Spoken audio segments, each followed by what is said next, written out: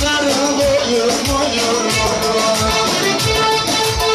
Sor yanımda bir yara var, baksana doktor baksana.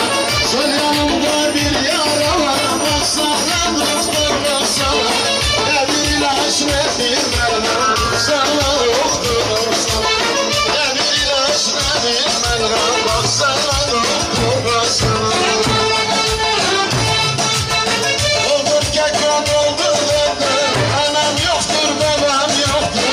Doldur kardeş doldur doldur, anam yoktur babam yoktur. İçmişem sarhoşam bugün, kafam güzel derdim çoktur. İçmişem sarhoşam bugün, kafam güzel derdim çoktur. Doldur keko doldur doldur, anam yoktur babam yoktur. Doldur Ahmet doldur doldur, anam yoktur babam yoktur. İçmişem sarhoşam bugün, kafam güzel derdim çoktur. İçmişem sarhoşam bugün, kafam güzel derdim çoktur.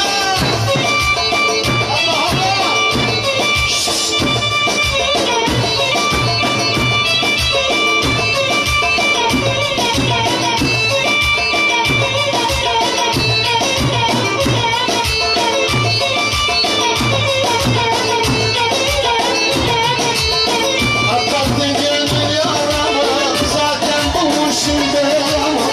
Kapattın gönül yaramı, zaten bulmuşum belamı. Ağlattın benim anamı, dursana doktor dursana. Sana verdim son paramı, bir sene doktor dursana.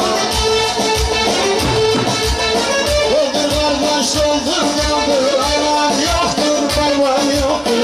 Doldur keko doldur doldur, anam yoktur babam yoktur. İçmişem sarhoşam bugün, kafam güzel derdim çoktur. İçmişem sarhoşam bugün, kafam güzel.